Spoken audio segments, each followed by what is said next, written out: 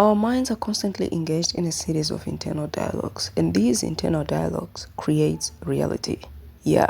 Well, in this video, I'm going to explore the meaning of your inner conversations and how they actually affect your reality. And also, I'm going to play some of Neville Goddard's audios on inner conversations and how they affect your reality. And I'm also going to comment based on my experience and understanding on those audios. So sit back and relax. Now is the accepted time. Now is the day of salvation. It is only what is done now that counts, even though its effects may not be visible until tomorrow. We call not aloud, but by an inner effort of intense attention. To listen attentively, as though you heard, is to create. The events and relationships of life are your word made visible. Most of us rob others of their willingness and their ability to be kind and generous by our fixed attitudes towards them. Our attitudes unfold within us in the form of mental conversations. Inner talking from premises of fulfilled desire is the way to consciously create circumstances. Our inner conversations are perpetually outpictured all around us in happenings. Therefore, what we desire to see and hear without, we must see and hear within, for the whole manifested world goes to show us what use we have made of the word. If you practice this art of controlled inner speaking, you too will know what a thrill it is to be able to say, and now I have told you before it come to pass, that when it is come to pass, ye might believe.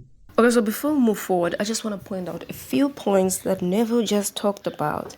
He said, your events and relationships in life are your word made visible. Your attitudes unfold in form of mental conversations. So before reality actually is reality, because he's saying inner conversations creates reality. And inner conversations, they reflect your state of consciousness.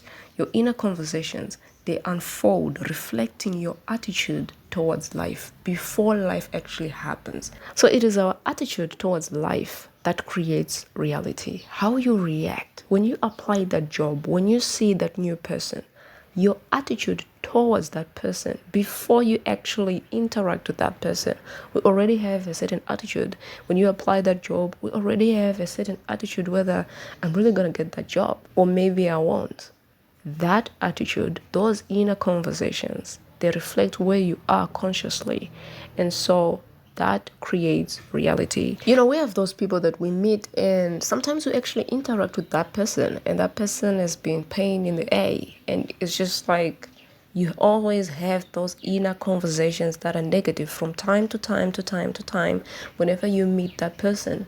And that person will never change. Why? Because you are already creating a reality that you want to experience unconsciously because of your attitude and your inner conversations. So another way that I'm actually understanding this is perception. I don't know if I am wrong. If I am, please share in the comment section. And if you have your own way of understanding what Neville is saying, again, please share in the comment section. But I'm also understanding this from a point of perception. How you perceive life to be, that is going to create reality. That is going to be your reality. Because your perception of life will affect your attitude towards life. And that attitude would unfold in form of inner conversations. And that will be your reality. So if you perceive life to be hard, if you perceive life to be all about hard work, difficulties, disappointments, dysfunction, that is going to be your reality.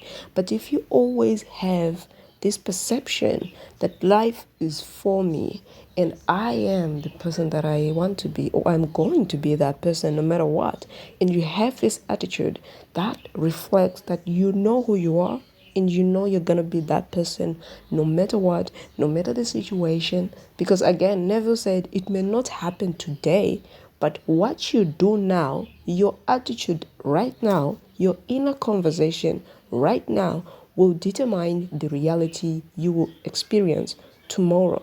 So whatever attitude or perception you have on life right now will definitely affect your reality tomorrow. So Whenever you have your inner conversations, be conscious and know that it is reflecting your attitude towards life or towards that person, whatever situation it is, and make sure you change it so that it matches that you are in the fulfilled desire. And I do not know what limits, if any, there are to such a process. What is your aim? Does your inner talking match it? It must, you know. If you would realize your aim, for as the prophet asked, can two walk together except they be agreed? And of course the answer is no, they cannot. The two who must agree are your inner conversation and the state desired. That is, what you desire to see and hear without, you must see and hear within. Every stage of man's progress is made by the conscious exercise of his imagination, matching his inner speech to his fulfilled desire. As we control our inner talking, matching it to our fulfilled desires, we can lay aside all other processes. Then we simply act by clear imagination and intention. We imagine the wish fulfilled and carry on mental conversations from that premise. The right inner speech is the speech that would be yours were you to realize your ideal. In other words, it is the speech of fulfilled desire. Now you will understand how wise the ancient was when he told us in the Hermetica, there are two gifts which God has bestowed upon man alone and on no other mortal creature. These two are mind and speech, and the gift of mind and speech is equivalent to that of immortality.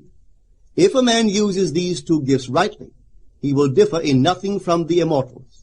And when he quits his body, mind and speech will be his guides, and by them he will be brought into the troop of the gods and the souls that have attained to bliss. With the gift of mind and speech, you create the conditions and circumstances of life. In the beginning was the Word, and the Word was with God, and the Word was God.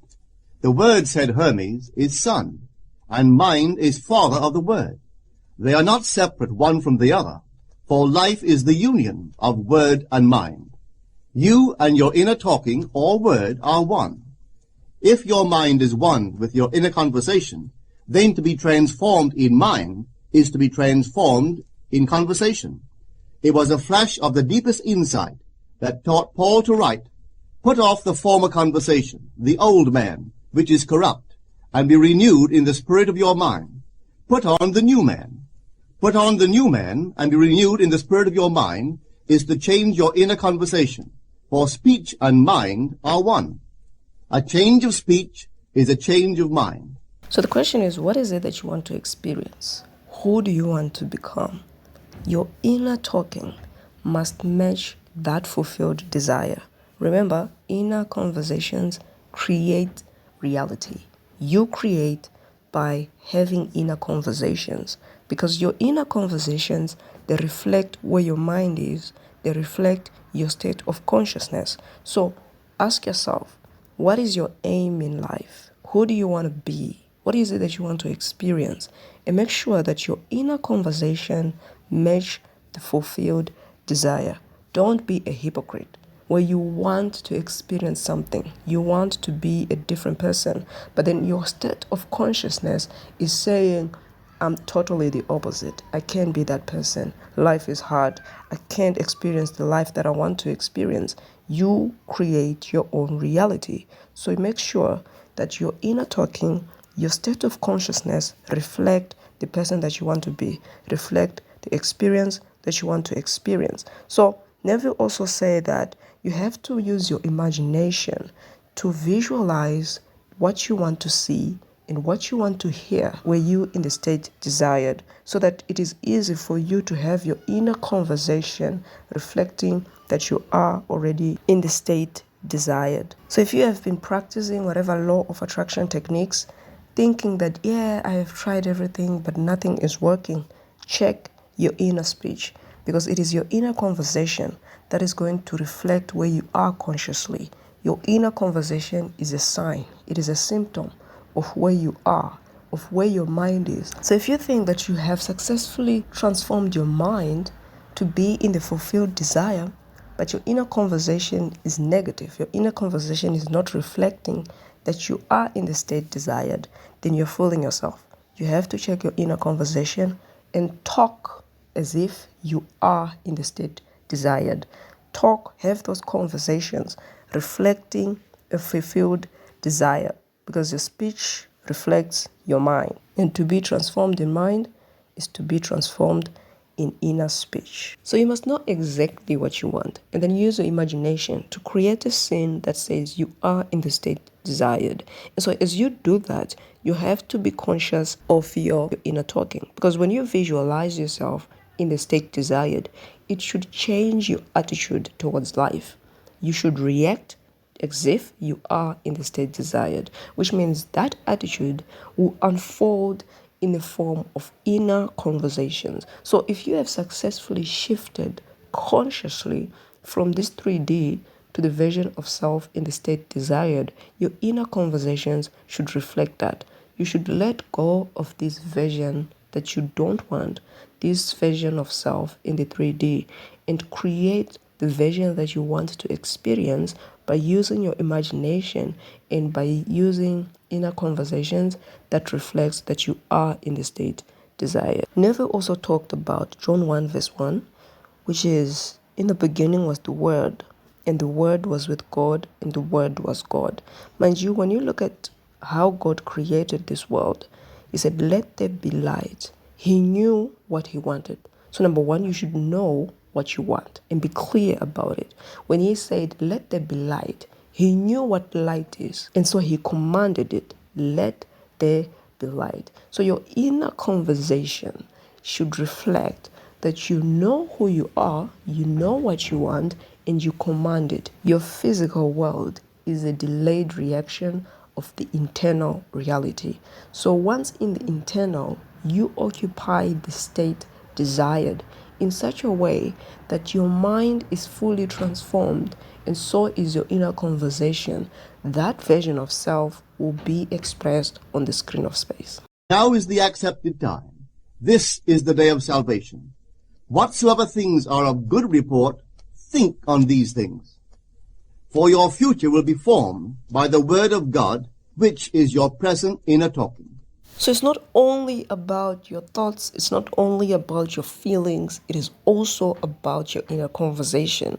And what is amazing about your inner conversations is that your inner conversations reflect where you are consciously. So it will be a sign of whether you have successfully convinced yourself that you are in the state desired. Like Neville said, now is the day of salvation. Now is the time for you to change your reality.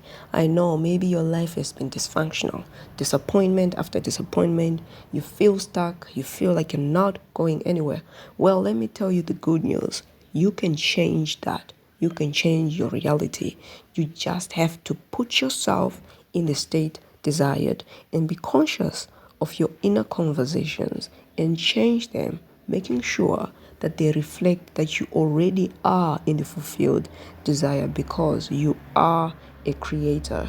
We are here to create the reality that we want. So I urge you to dare to assume, dare to put yourself in the state desired, even though when it looks like you're going nowhere, dare to assume, and you'll see your reality will change.